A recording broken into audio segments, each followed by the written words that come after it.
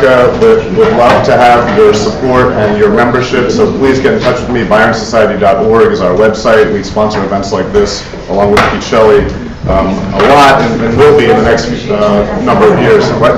It's also appreciated membership. Yes, please, right, and also join Keats-Shelley Association. They're both great. And and what we're doing together is this Romantic Bicentennials effort, as Neil described earlier in the day, looking at all the 200th anniversaries of various things that that are going to be happening up through 2024. So it was about 200 years ago exactly that Manfred would have been beginning to go through the press, maybe. The spring of 17 is about when it was being published. So that's really what brings us together at this particular time.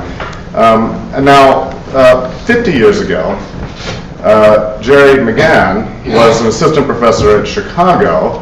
He had just finished his dissertation on Childe Harold's Pilgrimage, and he was, I think, writing Fiery Dust, his first book, and his first book on Byron. And he was about to take on the editing of the Oxford Complete Poetical Works. And it was, which we all know. And with those moves and all the theoretical and critical work that came out of them, he transformed the field of Romantic studies. As he's often said, that Byron was the key to everything. And right around that time, 50 years ago, Leslie Marchand had just retired from Rutgers. And he was just beginning to work on Byron's Letters and Journals, editing the 12 volumes of that. And so it was this patient and essentially selfless editorial work of Leslie on the correspondence and Jerry on the poetical works that was starting right around this time, 50 years ago, that basically made Byron available to modern scholarship and teaching, that is, to us.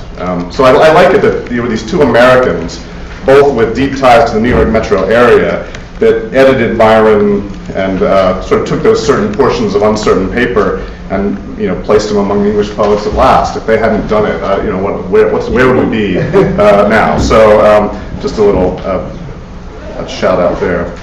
So about 10 years ago, Jerry wrote me an email about his days with Kane's company in Chicago in the 60s. You may know that we're talking about staging Manfred yesterday. Jerry has some history staging difficult works of romantic drama with Virgil Burnett.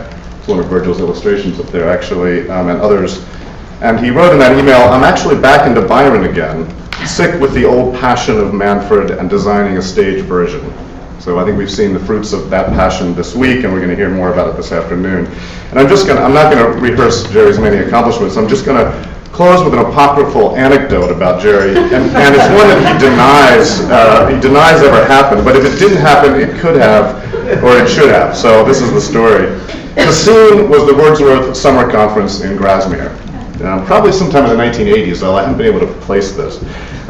Jerry was scheduled to give the evening keynote, and this large crowd of Wordsworthians had assembled in the lecture hall at the Red Lion Inn. Some of you remember when it was held there. And they were waiting for him to take the stage. But he was late, no sign of Jerry. So the crowd's growing restless, the organizers are glancing around, looking at their watches, and then from outside, there's the approaching roar of a motorcycle. It's heard, getting louder and louder until it's right outside those French doors that led to the parking lot leading into the inn. Engine cuts off. Seconds later, Jerry strides through the door, walks straight to the podium, puts his helmet down on the chair, runs his fingers through his hair and says urgently to the audience, "I'm here to talk about Byron." That's why we're here today.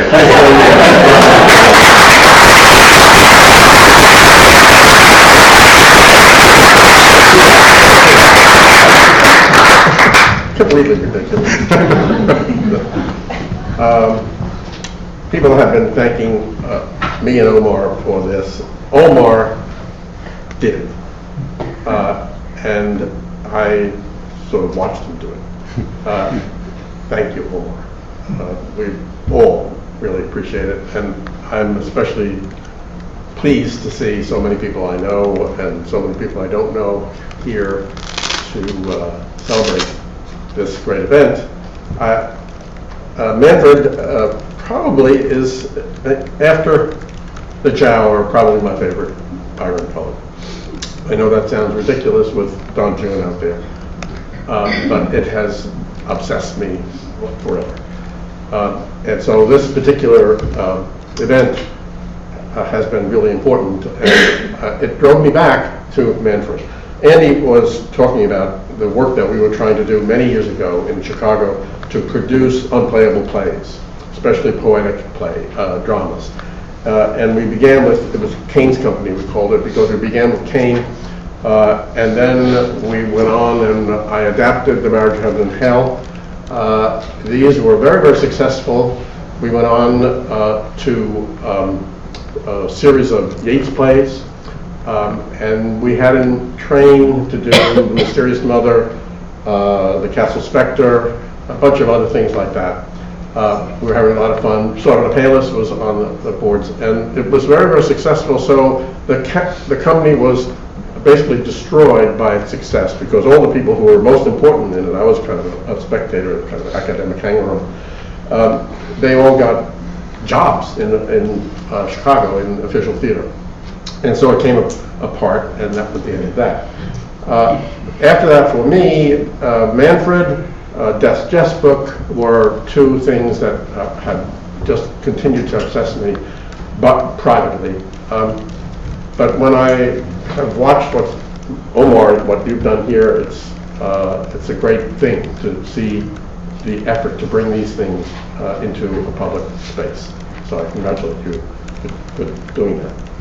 Anyway, when this conference was called, I've been working in American literature now for about 6 years, and once in a while I do some stuff on romanticism. So it brought me back to Byron, and I hadn't really been doing Byron for quite about 5 or 6 years.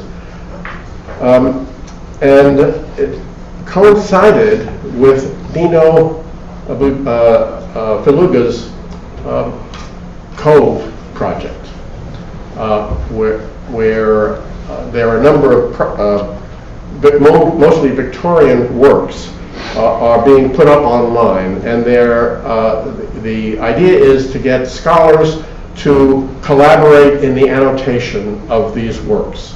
And he's building the software so that this can be done at a distance, and various people can work together. So he wanted me to help with the digital aspects of the thing. So I've been involved in a kind of technical way with it, and I said the only way I can really do that is if I have something to work on.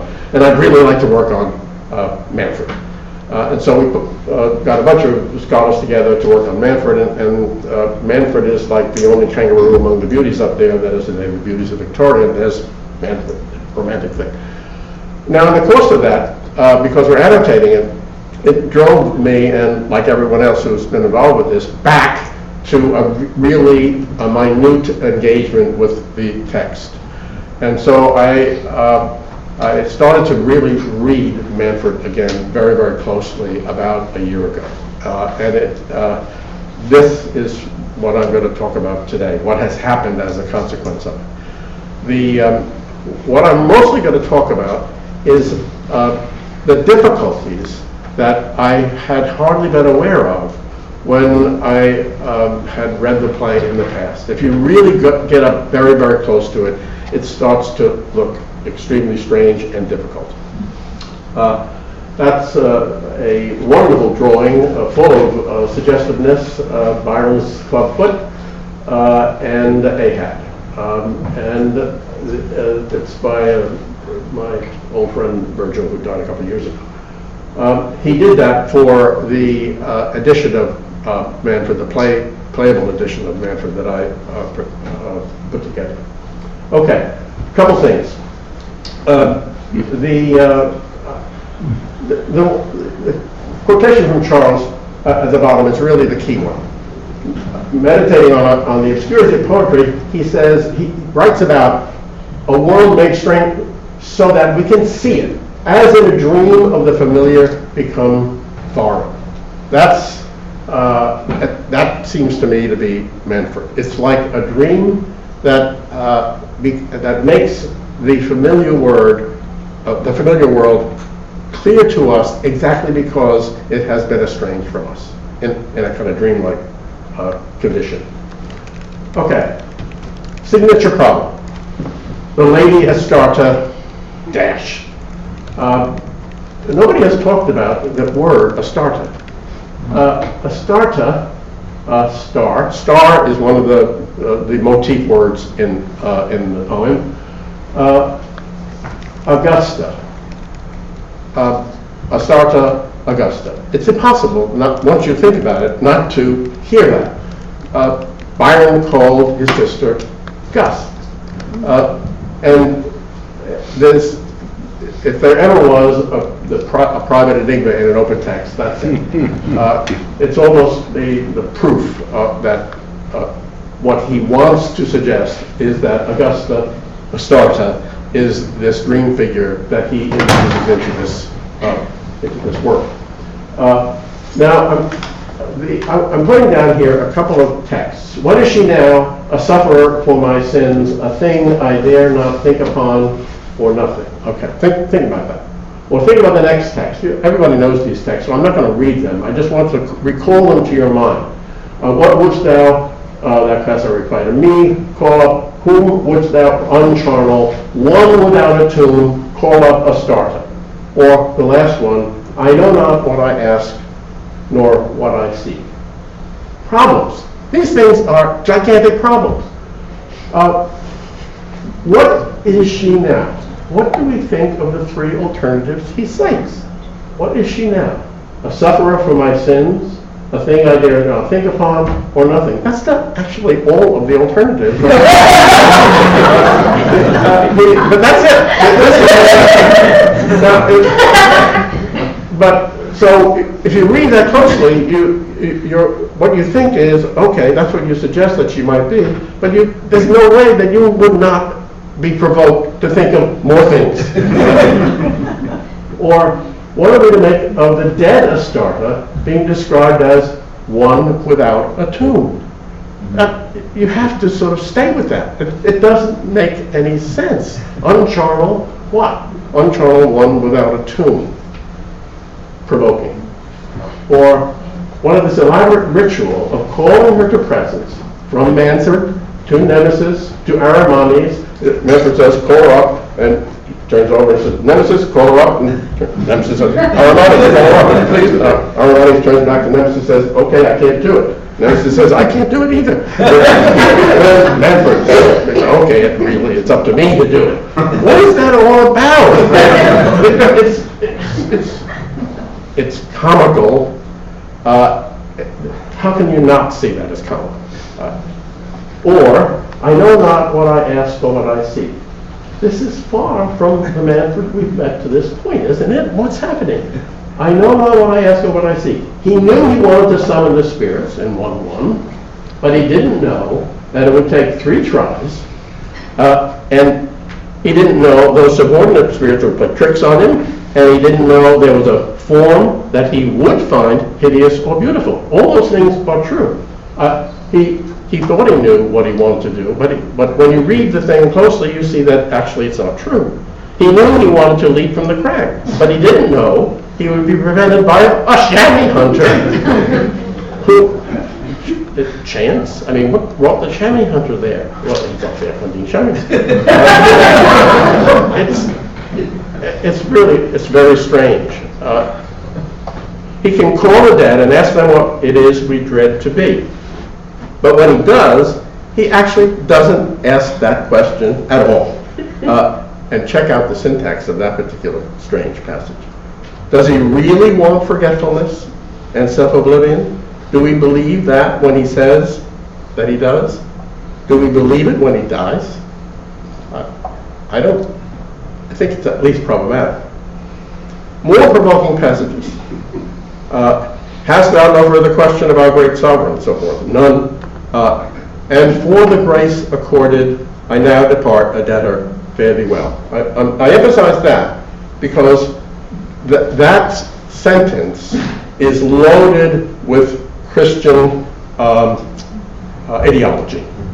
No one could write that sentence whose discourse isn't completely pervaded by Christian theology. For the grace accorded to these demons, I am now in debt to you. This, I want to say, doesn't really make sense. You don't do that. Grace is accorded by God through Jesus Christ, and this grace then frees you of the debt of your sin. That passage will call up for anyone who has been, who has lived through that kind of instruction, as I have, all that ideology, and it will be a problem to understand why he would say such a thing to a bunch of demons. I do not combat against death, but thee and thy surrounding angels. All right. Why does he not say, and thy surrounding demons? That's what they are. He says, thy surrounding angels. Are the angels of God hanging around this thing? All those demons are there, thy surrounding angels.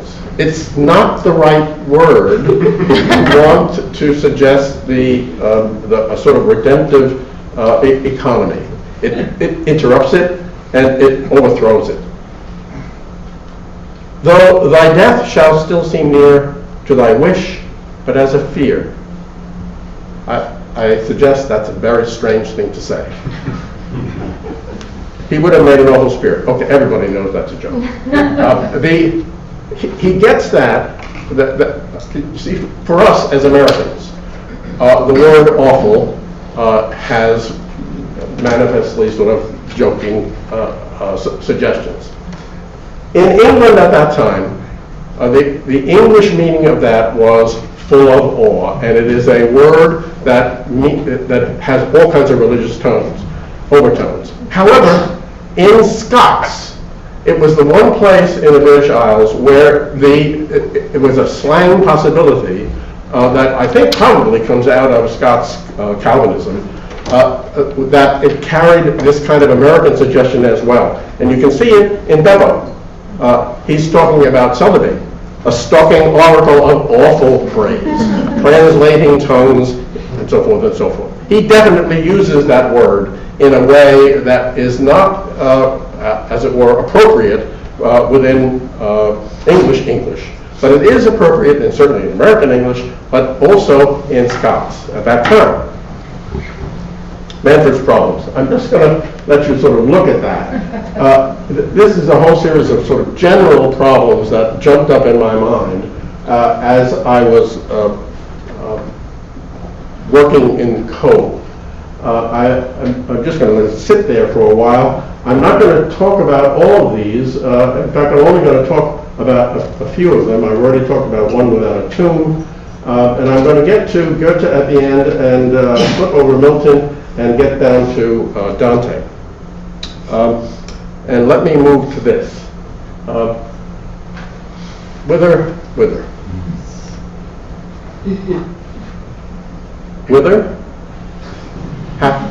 Or thy heart and brain together hath the word been passed, now whither?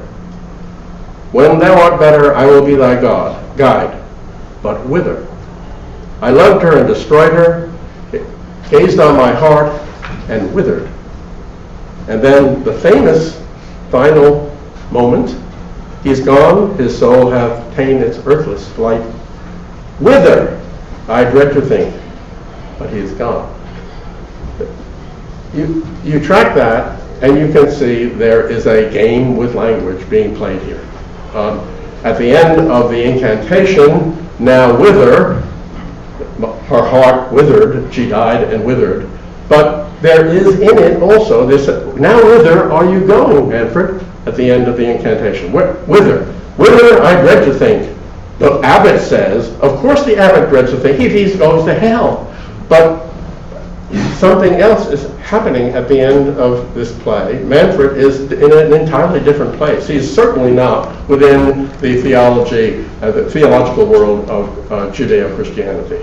Whither is he going? I don't know, actually, but it's someplace else. This is an interesting one, really interesting one. There are three uses of the word desert in the poem. The first two I have there, and that is the way they are written, and that is the way they are printed. Desert, it's a common spelling at that particular time with the A. However, in the famous line, no. And look at that line. Where do I start? Let's see. and its own place and time. Its innate sense, when stripped of this mortality, derives no color from the fleeting things without, but is absorbed in sufferance or in joy, born from the knowledge of its own, how do you pronounce that? Born from the knowledge of its own desert. That's the base prosody. Born from the knowledge of its own desert. That's an allowable spelling. Manfred is getting his just desserts. But his just desserts are a desert. And the game here, or the play on words here, is a play on words that comes through a play on prosody. How do you pronounce that? This one really gets me, because this is a really huge difficulty for a production, a theatrical production. How is an actor going to pronounce this line? It seems to me not possible to pronounce this line, because the line is double voiced in the prosody. A voice is heard in the incantation which follows. What could that possibly mean? You really have to think about it. There is an incantation which follows, and there is a voice in it. Literally what that means is you're going to read that incantation doubly.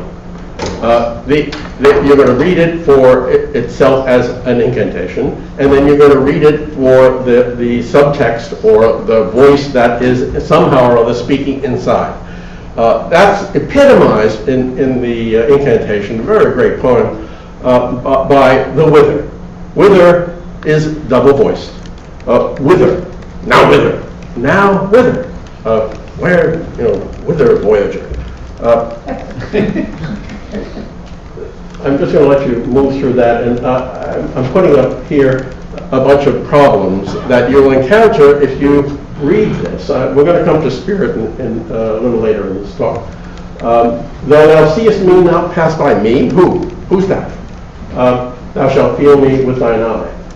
And the power which thou dost feel, what power? Shall be what thou must, and the power that thou dost feel shall be what thou must conceal. It seems to me not possible that you wouldn't be stopped by that. It doesn't, in a certain sense, make sense, but it makes perfect sense because of the very fine English that it's written in. And a magic voice and verse hath baptized thee with a curse. That's a wonderful couplet that's full of difficulty. To be baptized with a curse is a contradiction, let's say. A magic voice and verse, and when you say verse under these conditions, it immediately calls attention to what you're reading at this particular time. And a spirit of the air hath begirt thee with a snare. I say to myself, I'm annotating at this point. Is this the seventh spirit from Act 1, Scene 1, earlier, who says that he reluctantly has come back to Manfred's call and will obey him, but actually he's not going to obey him. He's determined actually to destroy him. We'll get to that particular passage. So the spirit, the seventh spirit, is trying to snare, or has put Manfred in a snare. By thy cold, a great stanza, by thy cold breast and serpent smile, by thy unfathomed gulfs of guile, by so forth. This command is authorized by Manfred's evil in each instance. As several people have pointed out, it echoes back to the passage earlier, by a power deeper, and so forth, the tyrant's spell, the burning wreck of a demolished world, a wandering hell, the eternal space, and so forth. This is really an interesting situation because it means that the authorization of this command, or if it's a curse or whatever it is actually the curse that Manfred himself is laboring under. So that the power, according to this argument, that is beyond all the other powers is the power of the curse that Manfred lives within. And so you have to get your head around that. That doesn't seem to make any sense, at least within a benevolent world. It certainly wouldn't make sense in the Wordsworthian world. Okay, I'm extremely interested in this. Nobody has said anything about this. Nobody has. What we get is, this is from the text, this really strange passage. I'm going to read it because it's I have one resource still in my science. I can call the dead and ask them what it is we dread to be. The sternest answer can but be the grave, and that is nothing. If they answer not, I'm not quite sure how you read that. The very prophet, answer to the hag of Endor. Okay, we get that. And the Spartan monarch drew from the Byzantine maid's unsleeping spirit an answer in his destiny. He slew that which he loved, unknowing what he slew, and died unpardoned. Though he called an aid the Physian Jove, and in Trigalia roused the Arcadian evocators to compel the indignant shadow to depose her wrath, or fix her term of vengeance, she replied in words of dubious import, but fulfilled. No one can read that and know what the hell it means. Byron said, no. Oh, he said, oh, I know, that seems difficult. All right, I'll explain it to you. The story of Pausanias, king of Sparta, who commanded the Greeks at the Battle of Plataea, and afterwards perished for an attempt to betray the Lacedaemonians, and Cleonice is told in Plutarch's Life of Simon, and in the Laconics of Pausanias the sophist, in his description of Greece. That really explains it.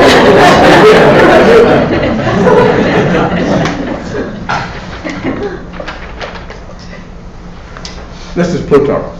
You actually have, you run to the library, you search through, find, yes, in the Life of Simon. It is related that when Pausanias was at Byzantium, he cast his eyes upon a young virgin named Cleonice of a noble family there, and insisted on having her for a mistress. The parents, intimidated by his power, were under the hard necessity of giving up their daughter. The young woman begged that the lamp might be taken out of his apartment, that she might go to his bed in secrecy and silence. When she entered, he was asleep, and she unfortunately stumbled upon the lamp and threw it down. The noise waked him suddenly, and he, in his confusion, thinking it was an enemy come to assassinate him, unsheathed his dagger that lay by him and plunged it into the virgin's heart. After this, he could never rest. Her image appeared to him every night, and with a menacing tone repeated this heroic verse, "Go to the fate which pride and your lust prepare." The allies, highly incensed at this infamous action, joined Simon to besiege him in Byzantium. But he found means to escape thence, and as he was still haunted by the spectre, he is said to have applied to a temple in Heraclea, where the manes of the dead were consulted. There he invoked the spirit of Cleonice and entreated her pardon. She appeared and told him he would soon be delivered from all his troubles after his return to Sparta, in which it seems his death was enigmatically foretold. Is that ringing any bells? And then Pausanias' description of Greece. This was the deed that I just described from Plutarch, from the gate of which Pausanias could never fly, though he employed all various purifications, received the deprecations of Jupiter Phixius, and went to Phigalia to the Arcadian evocators of souls. That's what lies behind this thing. And even when you read that, it sort of illuminates something, but it really doesn't illuminate until you go there. Then it starts to come at least a little bit clear. Tomorrow ends thine earthly ills. That's an absolute allusion to Plutarch and the thing that Cleonice says to him when her spirit comes. Her words will be fulfilled. That's also from this allusion back there. So what we have here is a text that is incredibly mysterious, right at the center of the poem. And you don't know what it exactly means. You look it up, you try to understand it. And what happens is later in the poem, the the significance of it begins to be suggested in an extremely important section of the poem. I'm putting this up here because this is emblematic of the way Manfred works as poetry. It is deeply obscure and deeply ambiguous and suggestive. Various people in their wonderful papers here through this day have been talking about the multiply suggestive character of the poem, and that's really what I'm trying to demonstrate here. There are thematic words. Power, the key thematic words, let me go, just glance at that, and I've bolded out some of the passages where you can see some of the key words, but here are the essential keywords for Astarte. Star, voice, music, power, come, heart. Come, not so much, but come is a huge word in this musical structure. There's a list, but it's very, very partial. There are 14 stars. There are 12 hours. There are actually more than 12, used of the word hour, but the ones where they are all extremely relevant to the ambiguity of what this nameless hour is, there are 12 of those. There are 15 voices. There are, as Alice pointed out a little while ago, there are 39 powers. Powers is really important. One, watch, and watching, and watchers. There are 9 of them, all in very, very key places. Come 31 times, all related to the summoning of these various spirits and so forth. Earth 46, so forth. Mind, curse, heaven, blood, soul, music, all those are important. There are lots of other ones that don't come in that frequently, but that are really key. And what happens through the poem is these things stand in very complex musical relations to each other. The absolute master motif word in the poem, without question, is spirit. And you'll see, at least in my interpretation of the poem, why it seems to me that's such an important word. There's a couple of blood, heaven. That passage, I have no idea what that's about. And this was shed, but still it rises up, coloring the clouds that shut me out from heaven, where thou art not, and I shall never be. Why does he say that? He's talking to the chamois hunter. Where thou art not. What I'm trying to point out here is that over and over again in the poem, if you pay attention to the poetry, you will be stopped short because it doesn't really make immediate sense. And yet it's really easy to move through it as if it did make immediate sense. And I shall never be. Okay, we get that. Manfred is never going to be in heaven. But, I mean, the chamois hunter is very nice. So, there's a kind of literal sense, of course, chamois hunter, you're not in heaven. You're by the Jungfrau. So you say, well, Manfred, but why are you saying that? We know he's not in heaven. What does that mean? Why has he put it there? The blood thing is just weird.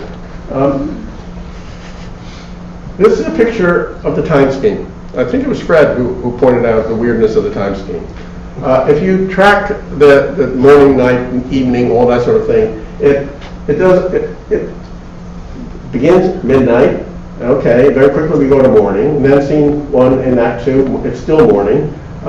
It's not quite noon. The night approaches. By the end, you get the scene 2. Then night, moonrise. Then we go out of time altogether. We jump into the Hall of Aramantes. And then down in Act 3, it's almost like a whole alternative time zone after the Hall of Aramantes.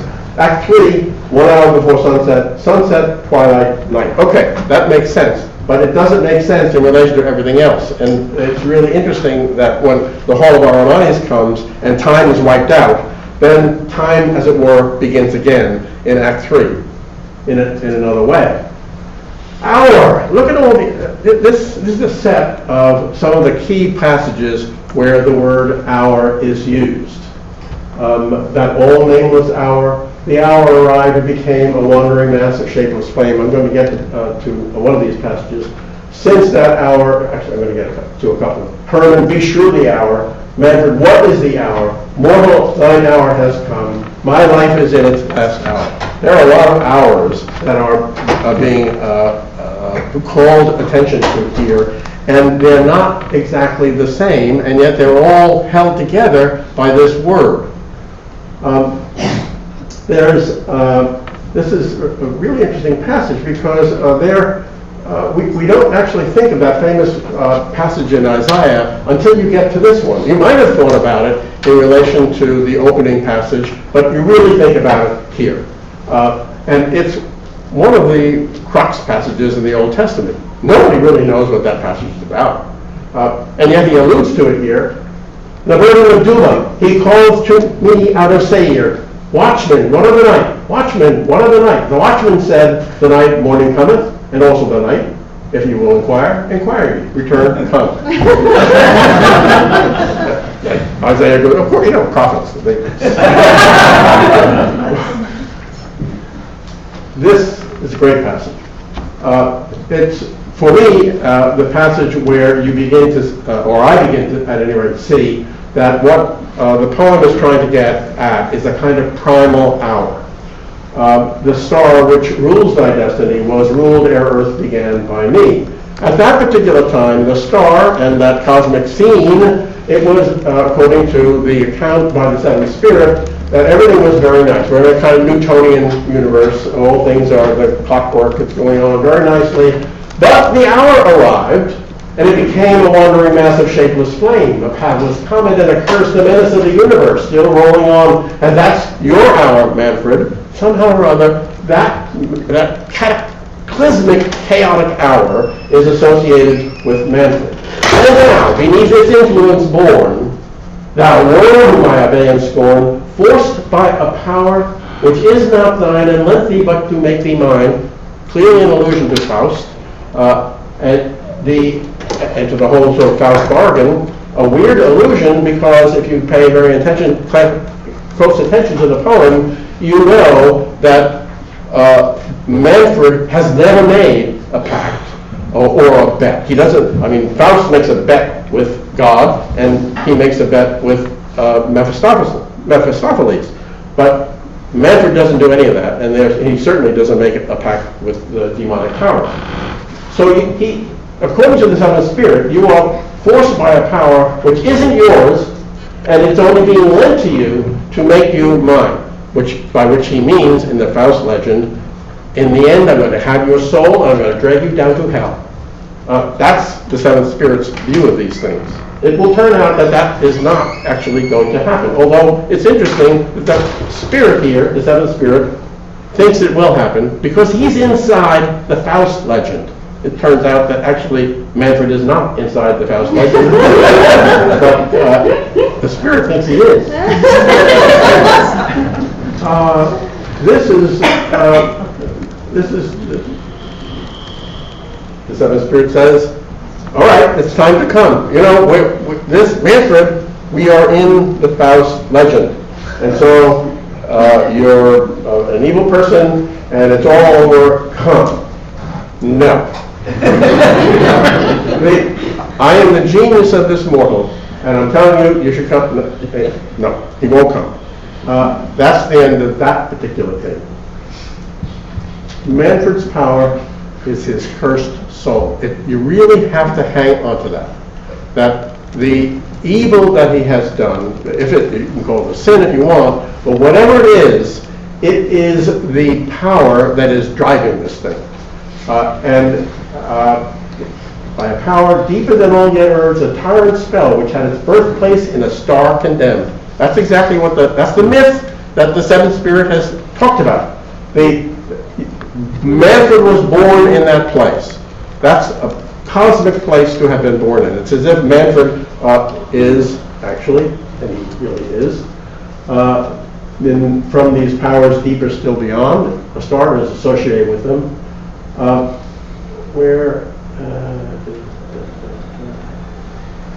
No, I've missed a crucial.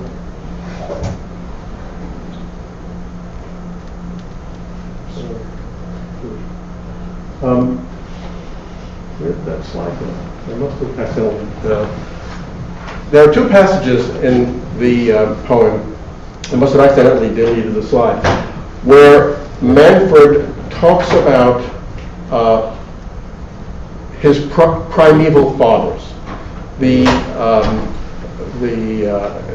the poem or play, Heaven and Earth, it's a story of the angels who have come down out of some pre-adamite place, and they cohabited with the daughters of men. And according to Manfred, this is his heritage. He doesn't come out of the world that God created. That is to say, the book of Genesis in chapters 1 and 2. He actually comes out of what we call the pre-adamite world. And in his understanding of that, the pre-adamite world is a world that was created by the intercourse of these fallen angels and what the Bible calls the daughters of men. And twice in the poem, Byron or Manfred specifically says that that's where he comes from. It's really important because it puts him quite athwart of the usual cosmic or even theological or ethical categories that we associate with stories like Faust or Paradise Lost. That's not where Manfred is from. This is from a piece of the translation that comes from Goethe's review of Manfred. The singular intellectual poet has taken my Faust to himself and extracted from it the strangest nourishment. It would be an interesting task for the critic to point out not only the alterations he has made, but their degree of resemblance with or dissimilarity to the original. So, Manfred actually begins where Faust ends, with the death of Gretchen or Astarte as the action's premise for the whole thing. Manfred makes no pact or wager with the demon. That never happens. And then this from Faust Part 2. He who strives on and lives to strive can earn redemption still. That is not possible to Manfred.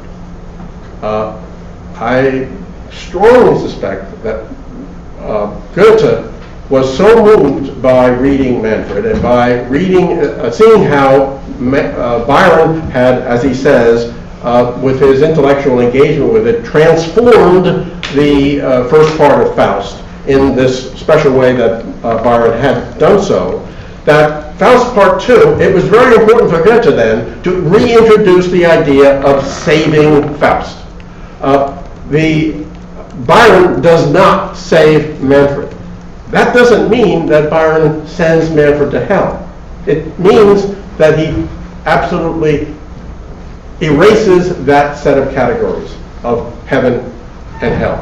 They are no longer part of the story that this poem is telling. So what you get in this, what Goethe calls a singular intellectual move, is a kind of distinction that's implicit in everything in the poem. And it's a distinction between it's as if there are three words of great importance. Body and soul. Body and soul are Genesis 1 and 2. That is God's providence. He makes the body and he makes the soul. What he, half dust, half deity, the conflict of its elements, that's God's world. It is a world where there is sin and guilt and redemption, or maybe not redemption, either redemption or judgment. That's what's going to be there. But that's not Manfred's world. Manfred's is an uncreated world where this passage is the key passage. And he's addressing the sun. And he's, thou chief star, center of many stars, which makes the earth endurable and temperous the hues and hearts of all who walk within thy rays, sire of the seasons, monarch of the climes, and those who dwell in them, for near or far, our inborn spirits have a tint of thee, even as our outward aspects. Thou dost rise and shine and set in glory. That's Manfred. An inborn spirit. The key word here is spirit. And the word that it stands off against is the paired words of damnation and redemption or body and soul.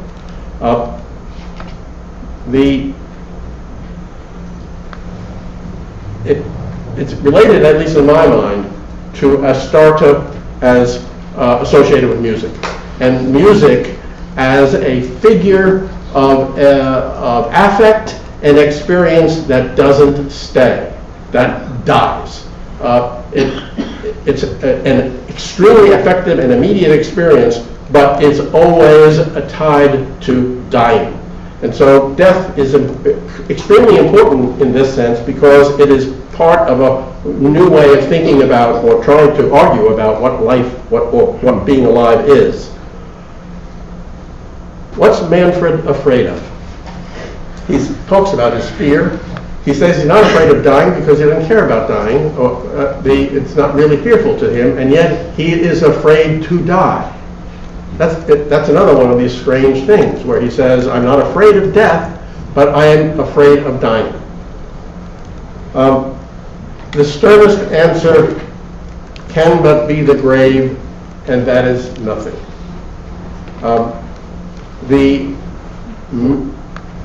What is he dread to be? I think simply what he dreads to be is himself. I think it's as elemental as that. He's finding it extremely difficult to accept the fact that he is fundamentally a mixed creature who has committed an unforgivable sin or crime. And what he says in that famous final speech, must crimes be punished by greater criminals, so that you can't not recall the planting of the tree of knowledge and of good and evil. I mean, who's the greater criminal in terms of this argument? From Byron's point of view, the greater criminal is the person who set up the code of moral judgment. And so the poem is asking to move aside. And it's a very, very peculiar antinomian interpretation of Pauline doctrine.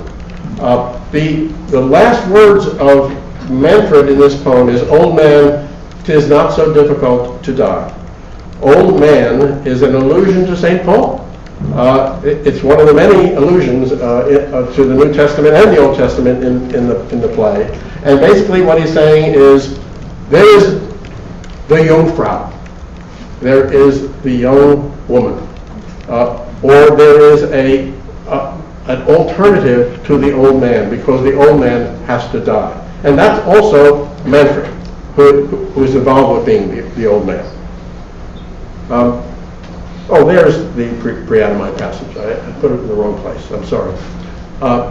Gora's orb, the idol of early nature, and the vigorous race of undiseased mankind, the giant sons of the embrace of angels, with a sex more beautiful than they, which did draw down the erring spirits who can ne'er return.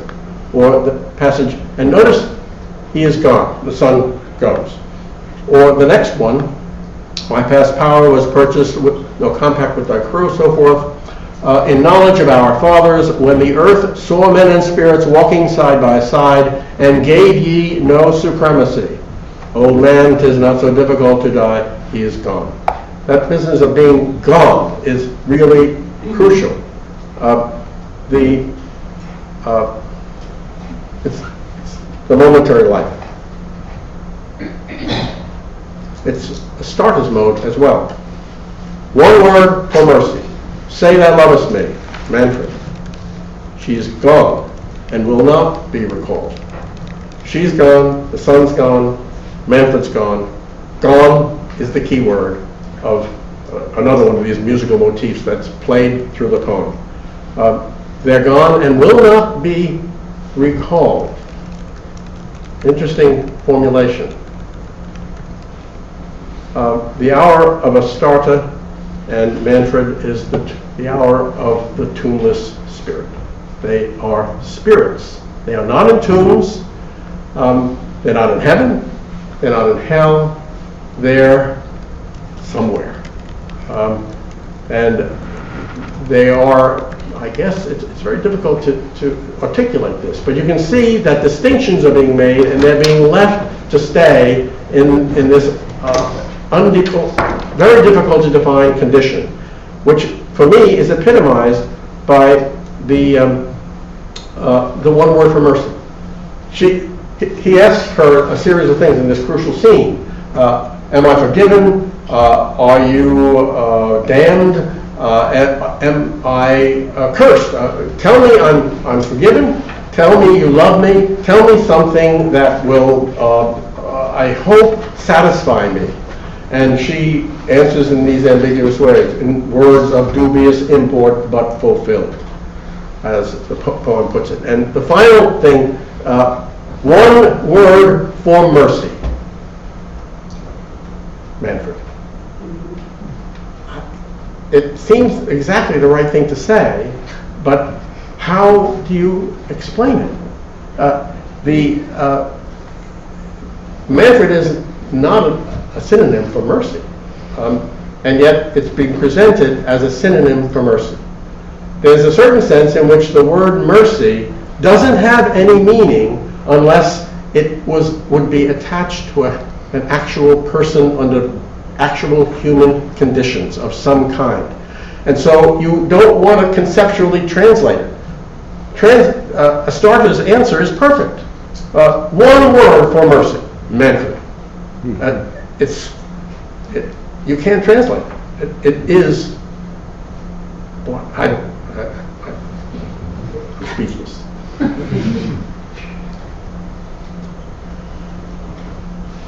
I have to say one thing about Goethe, because I think it was Peter who was talking about Goethe's ridiculous reading of Manfred. He says at the beginning he really admires it because of this intellectual move that has been made against Faust.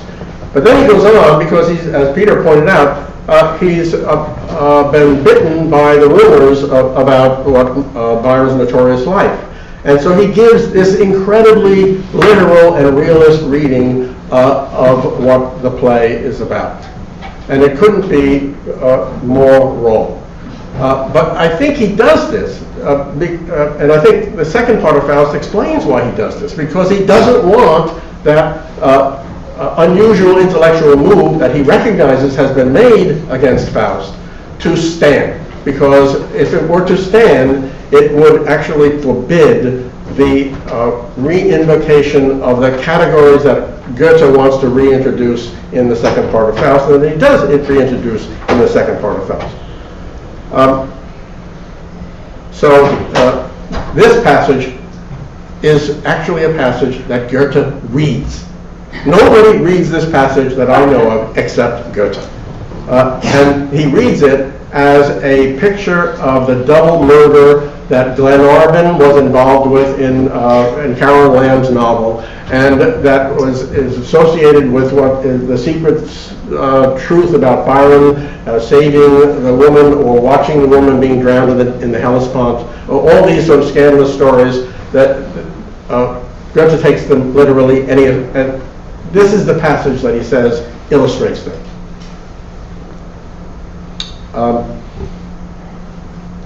Manfred to the abbot, that is to say, life with no redemption. Manfred to the demons, death without judgment. Manfred's problems again. I'm going to stop with this last slide because I want to read something.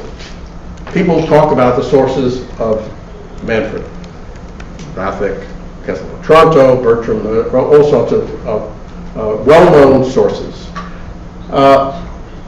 Often, not that often, but often enough, there is a brief reference to Purgatorio 3.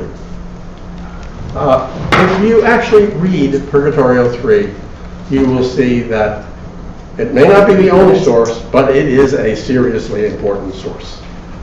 This is where Dante meets Manfredi.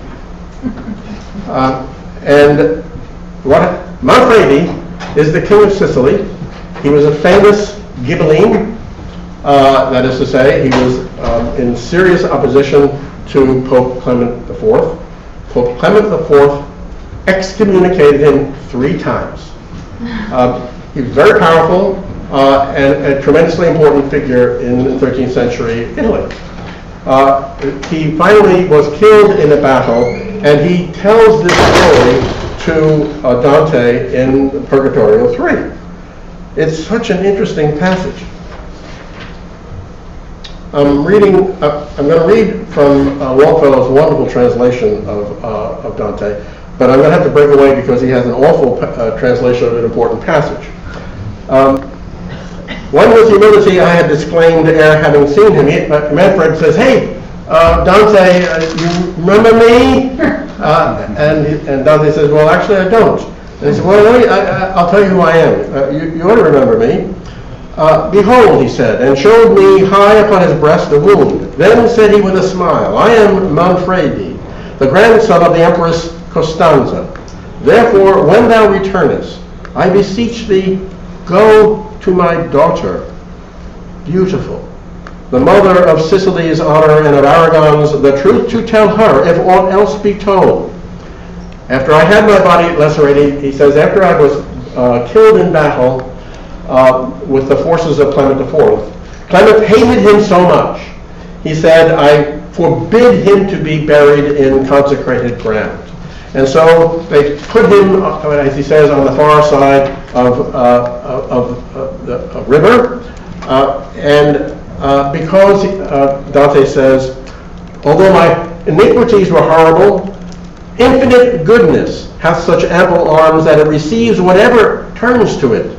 Had but Costanza's pastor," the bishop of Costanza, "who in chase of me was sent by Clement at that time, had he read in an understanding way this page," that's to say, the page from benevolent scripture, "the bones of my body wouldn't have been scattered as they were, but they were, and beyond the realm, thrown beyond the realm of the Verde River, where he transported them with tapers quenched. But so long," I'm translating myself here, "but so long as hope is green, such malice," Clement IV, "cannot prevent the eternal return of eternal love." Astarte.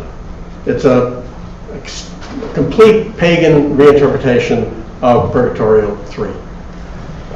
What's really telling about this is that Manfredi here is asking Dante to take this story back to his daughter. And it ends like this. Where is it?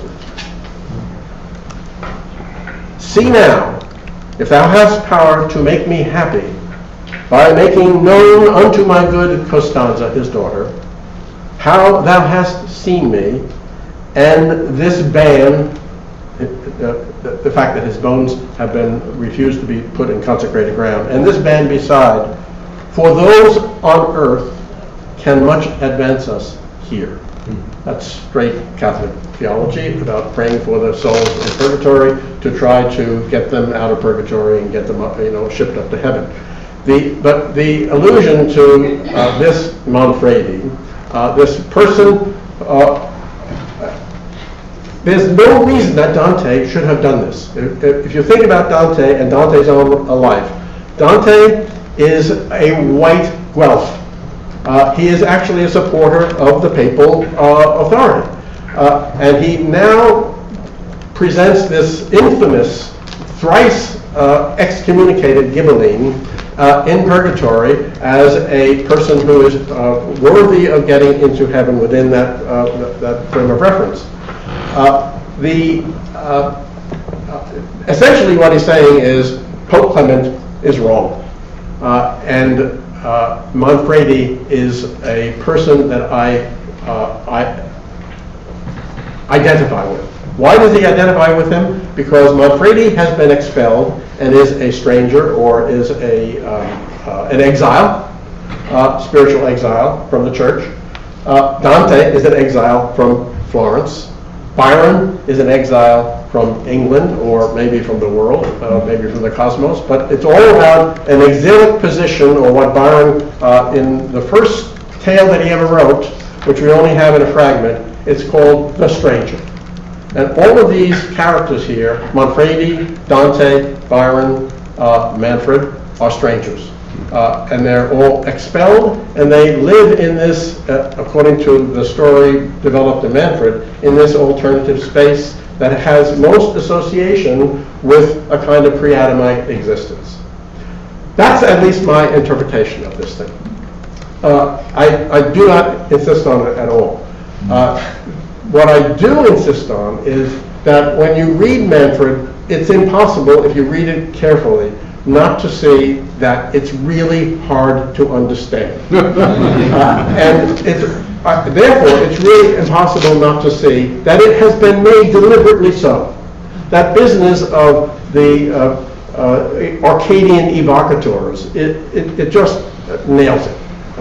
That passage is completely opaque, and yet linguistically it's gorgeous. It's one of those passages that you just want to read for the very sound of it. It's so beautiful.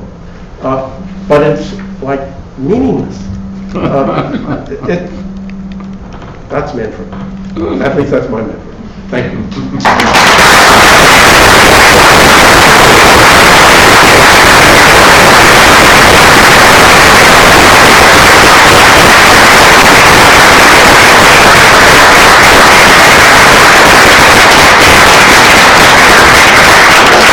I don't know what I'm supposed to just leave or what. Wine, anyone?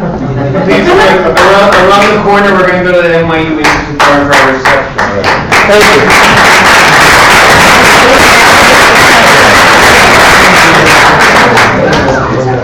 you.